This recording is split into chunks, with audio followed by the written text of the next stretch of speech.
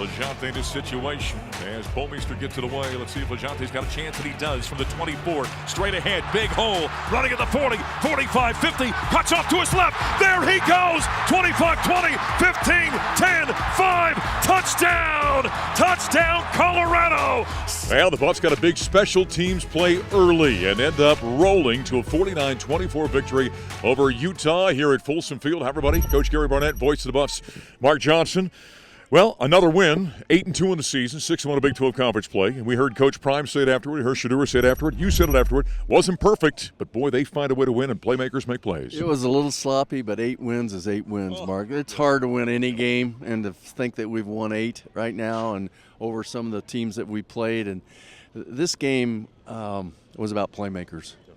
You know, I mean, how many receivers we have just make great plays, and Shedeur find a way to stay alive, and then defensively to come up with interceptions and a punt return for a touchdown. So to me, this game was more about our playmakers than anything else. Shedeur Sanders, when we got Shedeur in the radio postgame on the radio network, we were talking glowingly about him when they put the headphones on him, and I said, he goes, I didn't play very well.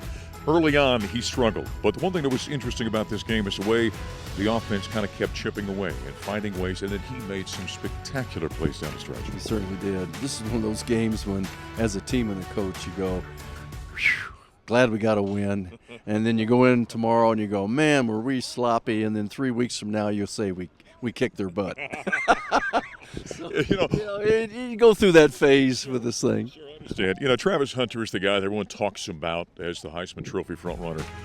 Shedeur Sanders is making a heck of an argument, being as good as he is. Well, if people understood that just how much and how many plays he has to make, not that he can make, but he has to make, they'd understand a little bit better. But there isn't a better quarterback out there right now.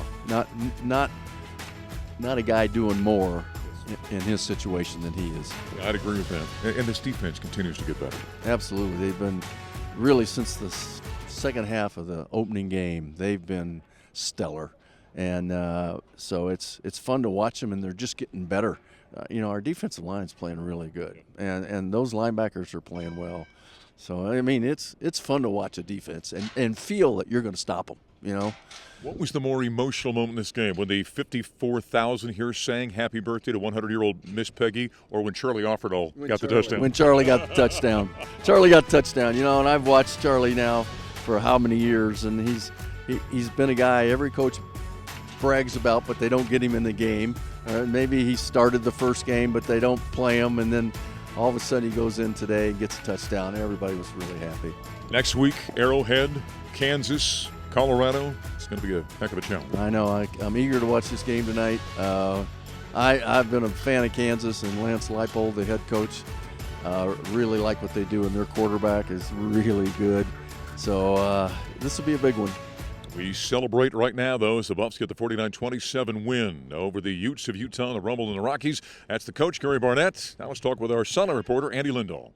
Standing tall out of the shotgun, takes a snap, hands off, a little hesitation, run by Augusta. He's down the field, 15, 10, 5. He outruns the Utes into the end zone on the north end of Folsom. All right, from the coach, we go to our Sideline reporter, Andy Lindahl. Buffs get the victory, 49-24 over Utah. The most points scored against Utah this season, which is widely been considered to be the best defense in the Big 12 Conference. Boy, playmakers. Gary was talking about playmakers, Andy. I mean, one guy after another making huge plays out here. Yeah, it starts with Travis Hunter. Obviously, that's why he should be, and I think is the Heisman favorite. Our guy Reed Fisher was showing me the odds after the game, and it went down to minus 250.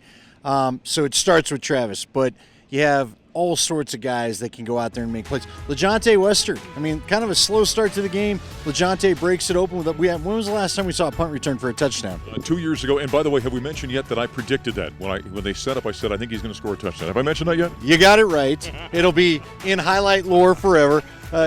Will Shepard made some plays. Draylon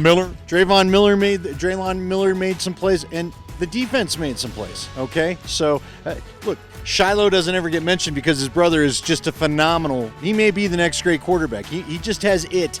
But Shiloh made a play on that blitz to kind of salt this one away. really, really good day inside Folsom Field today. You know, all the years that you've been down here in the sideline, you've seen some dead sidelines. The one thing I love about this team, there's a toughness, a never blink type of attitude, whatever it is, you see that down there, don't you? Even when things aren't going their way, they always seem to have an attitude of we're going to find a way. Yeah, nobody hangs ahead on this team, and they shouldn't. You've got Shedeur Sanders. I make the comparison every week, but I grew up here as a kid watching John Elway. John gives you that feeling that you're in every game. Shedeur gives you that feeling that you're in every game. You know what? I recorded the long touchdown on third down that you could see on the highlights on our Twitter page. You know why?